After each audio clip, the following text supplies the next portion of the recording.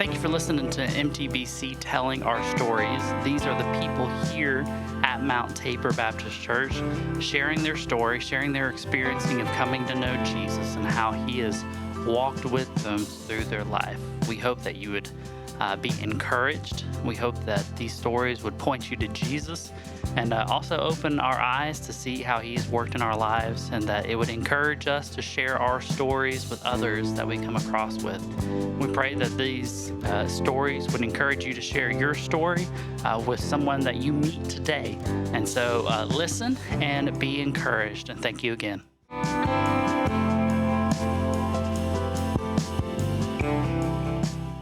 Welcome back to another MTBC Telling Our Stories. Today we have Eric Brown sitting down with us to share his story. Eric, I appreciate you being here, taking time out of your busy day. He was just telling me all the things he did today.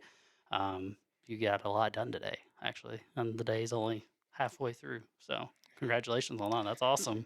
Thank you, thank you. Yeah, thanks for being here. Before we really get into your story of what Jesus has done in your life, I'd like you to share just a picture of who you are, so whoever's listening or watching can see, like, who is Eric Brown. So share whatever you like about yourself.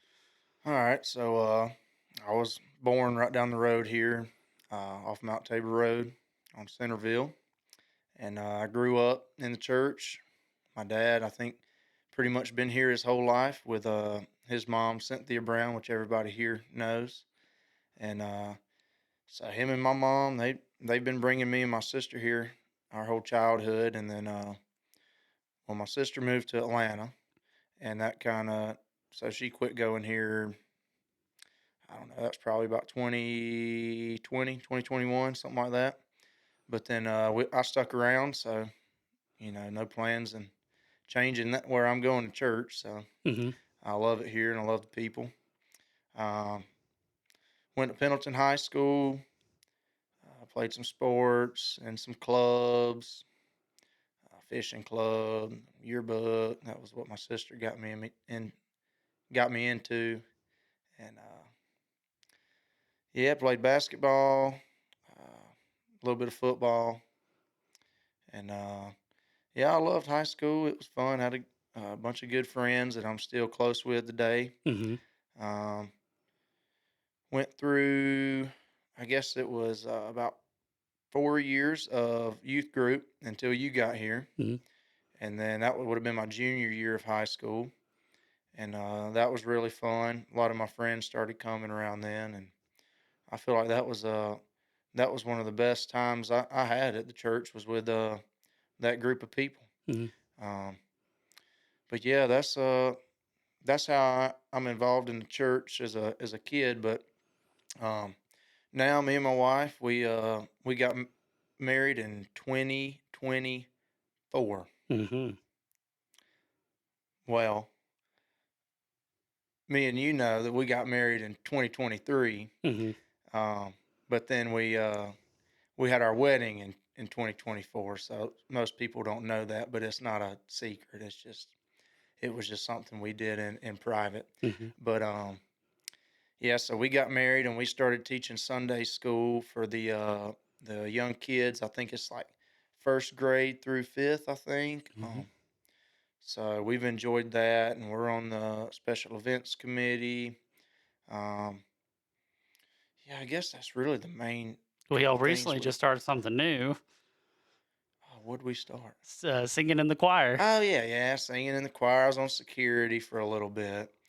Um, you know, we enjoy it and we like being around the kids Yeah. and that that was a lot of what got me to where I am today Mm. is the volunteers that were teaching Sunday school and just the role models to look up to in the church Yeah. when I was a kid. I'd like to be that for a lot of these young kids. I know when I had Sunday school, we had it was Brian Gambrell and Jim Kay Okay. for the longest time. You probably never met Jim. I don't think so. He probably passed away a couple years before you got here. Him and Shelby, and yeah. So I just they meant a lot to me, and they helped me out a lot. Yeah. And obviously, there's a bunch more other men and women that contributed to that, but those were just my Sunday school teachers, and I saw that, and I'd like to be that for those kids, Yeah. and yeah, so we enjoy that, and Yeah. we love it here, and Yeah, that's an awesome picture of, I guess, the cycle of the church, that you get raised up with awesome Sunday school teachers and you want to do the same and pour into the next generation. yeah. That's awesome. What about hobbies and things like that? Oh yeah, do a lot of hunting, a lot Mhm. of fishing. Really growing up, but kind of I guess since I moved out and I don't have access to a boat, I don't go as much anymore. Mhm. Um, I mean, he'd still take me, but you know, Yeah. it's just a little inconvenient. So I do a lot of hunting. Um, I've done that since I was probably in the sixth grade, so Mhm. like 11, 12 years old. Yeah.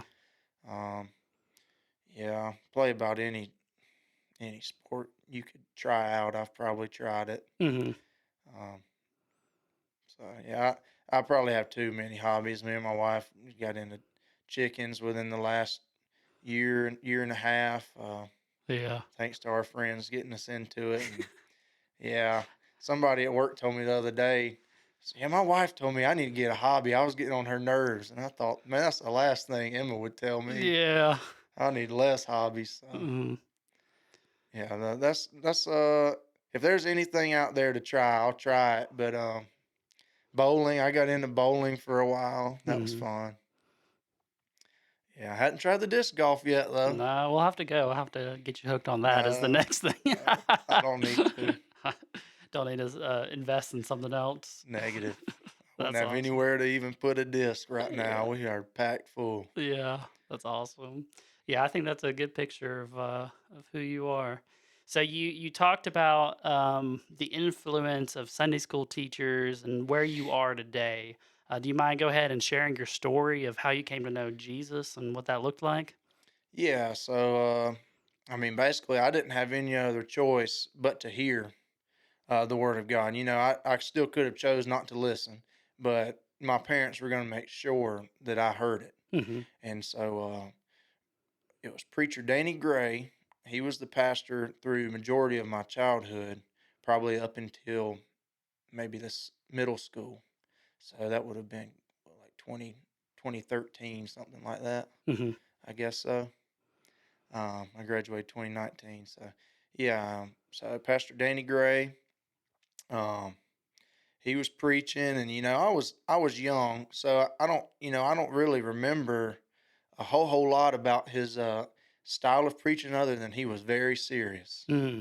Um, he was very to the point, and he wanted you to understand what he was saying. He didn't Hmm. want it to be like misconstrued or misunderstood. Hmm. He was to the point, and but so basically, growing up in the church all the time, I was surrounded by it, and we did the devotions at home with my parents every night or most nights. Um, and I think the day I think it was a couple weeks I was kind of feeling led to Hmm. get saved. I think it was 2 weeks in a row. I was probably in the fifth or sixth grade, probably fifth grade, maybe fourth grade. I really don't remember the exact day, Hmm. but yeah, I just kind of been thinking about it for like a whole week. Hmm. I remember thinking about it on the way. We always ate lunch with my grandparents out Hmm. off Liberty Highway, and it's about a 20-minute drive. And I remember thinking about it the whole way there. And then, I didn't really know exactly what I was feeling, but I felt something, and I couldn't stop thinking about it. I think the exact words that somebody said in our Sunday school class was, if you were to die on the way home today, do you know where you would go? Hmm. And I guess I never really thought about it a whole lot, Hmm. and so I was just thinking about that. And then the next week came back to church, and it kind of got brought up again, how to be saved and what it meant. Hmm. And same thing in the car. I just started praying about it, and Hmm. prayed about it a little more when I got home. And I guess it was, I told my parents, and they told me to talk to Preacher Gray, and he laid out a drawing for me. Mm. It was basically it was like a canyon. So you got land over here and land over here. And he said, "This is you on the side." He drew a little stick figure. He said, and I think he did this with most young men and women that were learning how to be saved. Mhm. And he said, "This is heaven. Do you know how to get there?" And I said, "Yeah, I need to be saved." And he said, "Do you know how?" And I don't remember my exact response, but he then drew a cross connecting the two pieces of land, Mhm. and he said, "The only way is through God." And I'm sure he explained it a lot further in detail at the time, but that was the main point of it. He said, "There's only one way, and it's through the cross." Mhm. And he made sure I knew what I was doing, and Mhm. I knew what I was getting into. And I guess I was baptized not long after that, and Yeah. ever since then, it's. I mean, yeah, there's been times where I've probably been led astray. Just different friend groups and sports, taking over and hobbies taking over. But since then, I'm proud to say that I've been pretty involved in the church and in the religion, and I followed him, and I haven't really strayed too far from the path, you know, too far. Mhm. So yeah, I mean it's been an awesome life I've had. I've been really blessed, and that was a big turning point in my life when I made that decision and talked to Preacher Gray. Yeah. And yeah, he was a great guy. He really helped me understand Mhm. the process of what I was doing. Yeah. He made the gospel simple to you. Yeah. Yep. Yeah. Yep. I think that speaks volumes right there. I think Yep. the gospel is simple. I think I said I've been involved, and it's been pretty straightforward living life as a Christian. And I give all the credit really um to God, obviously, but just to the church, man. I mean, coming in here, it's not that I feel like people are judging me, but I feel like I need to uphold uh a certain like image of like I need to make these people proud. Mhm. I guess they put a lot into the church. All these people around my parents' age and older and younger, they've done so much for this church to help us succeed and help us grow and get through hard times. That that if I don't start doing what they were doing, Mhm. then that other kid or that other visitor isn't going to be as lucky to get the experience I did. Yeah. And so I really I'm very appreciative of everybody in the church that's kind of instilled in me the willingness to serve Mhm. and just do stuff. And you don't have to do anything crazy. You don't have to get up there and preach or Mhm. but you got to be there for people and set a good example. Mhm. And that's what I try and do. Yeah. And so Yeah. Be willing to do what the Lord asks and yeah, serve. I think you hit something very key about the church. You didn't talk about the brick building we got over here. You talked about the people. yeah. Yeah, well, that's what the church is. Yeah, yeah. That's man, that's you know, not that we were ever thinking about leaving, but obviously when we got married, there was a conversation. We got a bunch of friends at another church down the road, Mhm. and we're just kind of talking about it. That would be pretty fun. We really get along with all these people, and I hunt with them, and I play ball with them, and it'd be really fun to go over there and see them every Sunday. But it's just the people here and it being home. We just couldn't leave. Mhm. It wasn't even really that big of a thought. It was Mhm. just like, nah, we ain't Yeah. leaving. Yeah.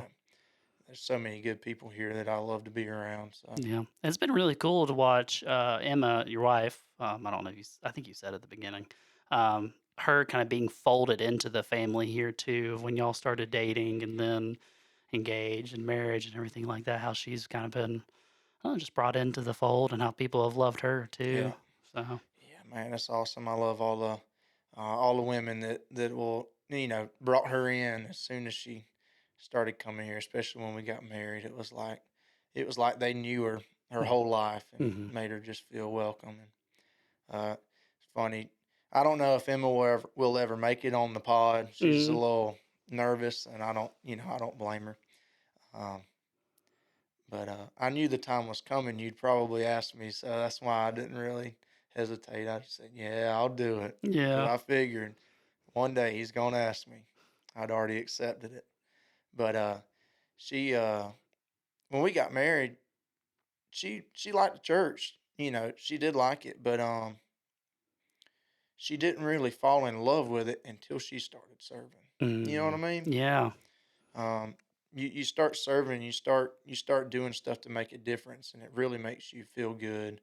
And she just said, "Yeah, man, this is home. I want Yeah. to want to stay here."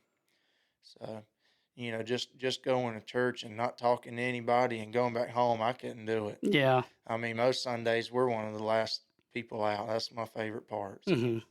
Yeah. making connections with other people up here. Yeah. Connections. That's the key word right there. Yeah. So when you're looking, you kind of mentioned it a little bit. When you're looking back at fifth grade Eric, that comes to know Jesus to, however old you, 20, 24. 24-year-old Eric now, have there been moments in your life from that point on where you say, man, Jesus, I really see his fingerprints in this moment in my life? Yeah, my whole life, man. I've been so blessed. I when I was thinking about it before I came up here, there's really only been two things I've ever had to deal with my whole life. Two things. Mhm. Number one, my grandma on my mama's side. She struggled with Parkinson's and dementia, and she was at NHC for, gosh, 4.5 years maybe. Yeah. Um, and then now my dad's mom, Cynthia, that everybody knows, Now, Mimi. I about to say we got to say the actual Yeah, name. if You I say say Cynthia. Cynthia, Who's Cynthia? maybe some of her friends that are around her age know, but a lot of the other people just know Mimi. Yeah, she's So just Mimi to everybody. yeah, and yeah, so, but she's pretty much going through the same stuff, and she's struggling, and you know, other than those two things, man, I've just been blessed, Yeah. and I couldn't be more grateful for it. I had great parents, I had a great sister, I met a great wife, had great friends, great people I grew up in the church with my age, and I was just blessed. I mean, Mhm. if I failed, it would have been nobody's fault but mine because Mhm. I was set up. I was set up. You know what I mean? Yeah, yeah, yeah. I had everything around me for me to succeed and become a Christian and be saved. So if I didn't, I would have had to majorly screw up. Mhm. Well, you said that you really, you've been blessed. You've had a great life, and that's true. What do you do now when you are watching your grandmother, work through this? How is, God showing up for you now?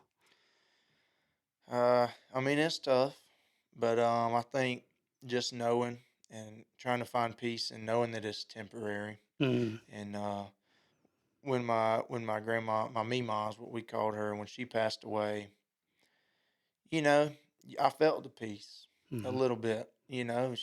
She's healed and she's in a better place, and that's where she wants to be. Yeah, she'd love her husband to be with her, Mhm. but she loves where she's at, and so I know that my Mimi is going to feel the same way, Mhm. and her time will come. It's just not time yet, and but she's struggling, but it's just temporary. Just And temporary. so I just find peace in that, and Mhm. that's about all you can do. Yeah. Try and visit her as much as I can, and give her some company. Mhm. Yeah. Yeah. That's a good encouragement through for anybody going through a tough time. It's temporary. That's a good perspective to have. Through these times and through your life, has there been any scripture or verses from the Bible that have, popped out at certain times, or maybe a life verse that you have? Yeah. It's one that's really, really hard to live by, but my dad told me about it in, God, probably the seventh grade. I think I had to do a little devotion Hmm. for I don't even know what it was called, some type of little group we had going on. And I said, man, I don't know what to do. He said, I don't even think he thought about it. He said, do Ephesians 4. And I was like, "Well, which part?" He said, I think it's 20 something, and so we started reading through it, and I think it's basically 29 through 32, I believe. I Mm, don't have it all memorized, but I believe it begins, you know, don't let anything come out of your mouth unclean, something like that, But it just talks about everything that comes out of your mouth is to uplift others. mm, Um, and I can't remember exactly what the last verse is about, but 29 is about uplifting others, and unfoolish talk or unholy talk. I think different translations it says, but just trying to live by that. It's so hard. It's so hard at work. I talk to so many people, but I just try and be a good example of a Christian mm, with everything I say. mm-hmm. Um, be intentional about it, Yeah. and because one thing that one thing that kind of stood out to me um, when I started working at Arthrex, I was 19. No, I just turned 20. And there was a guy that started working there. He's a pastor, and I didn't know that at the time, but he's a part-time pastor in Pendleton. Mm-hmm.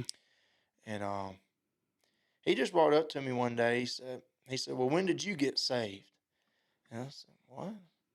He said, "When did you get saved, and where do you go to church?" I said, "Well, I was in elementary school, probably the fifth grade. I go to Mount Tabor." He said, "I can tell." I said, "Well, I've never even talked to you." Mm-hmm. And he said, "But I can just tell by the way you talk to other people." And so that really meant a lot to me. Mm-hmm. And so whenever I catch myself not talking that way, Mm-hmm. I think back to those words he said to me Mm-hmm. and say, "Man, I want people to think that of me. Mm-hmm. And if I'm not talking the way I should, then they're not going to think that of me." Mm-hmm. And most people at work know I'm a Christian. They know I'm involved in the church. Mm-hmm.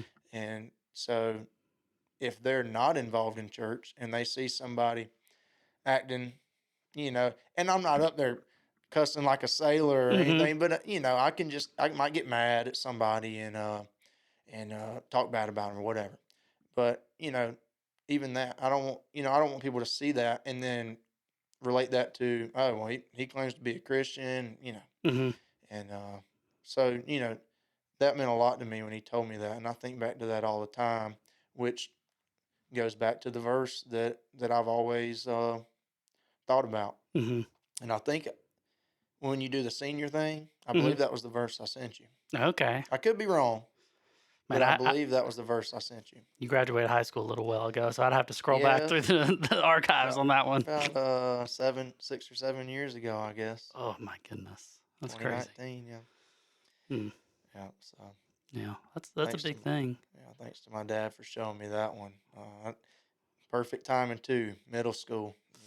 Yeah, that's I feel like the age range from middle school to high school. I mean, really and truly, all of life. There's just a lot of negative talk and people always talking about other people and Yeah, things like that. And so, introduced to a lot of new stuff in middle school, yeah, just in general. yeah, yeah, yeah. That's a good point.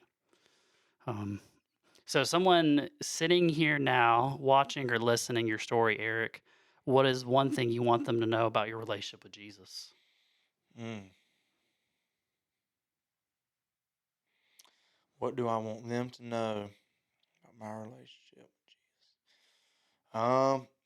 It's the greatest decision I've ever made. Mm, Um, he's blessed me in so many different ways. Um, you know, some people might not agree, but I mean, I give it all to him. It's nothing that I did to be in the spot I am, except for choosing hmm to follow him. And yeah, yeah. just being having him in my life, my whole life, you can just tell it just makes a difference. hmm And every time and I never have any major times where I'm stressed. One time within the past year about a job and everything, but just when you get into prayer with him, man, it's almost just like the noise stops sometimes. Mm, That's a good way to put it. And yeah, when it's just you and him, man, it can just give you some peace. Hmm. And it did that for me. I was real stressed for a little bit about a job, and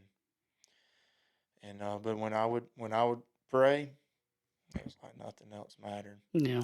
So just being close to him as much as possible has made a big difference in my life and Hmm. in the way I act and in our relationship, me and him's relationship. I mean, we try our best to put him at the center of it, not ourselves. Hmm. Um, and I think that helps a lot because Yeah. a marriage isn't easy. Not saying it's hard, but and then we're struggling. We're not, Hmm. but it ain't easy. It's different. It's a lot to adjust to. So Hmm. being able to uh, rely on him to guide us through it is awesome Yeah. to have him there. Yeah. Awesome. Well, I appreciate you sharing. I appreciate your heart. I think a lot of people that have grown up in the church is something to think about your story of, all right, I'm in church now. How can I make a difference for the next generation? What, where has the Lord placed me that I can, help someone else or help that kid or things like that.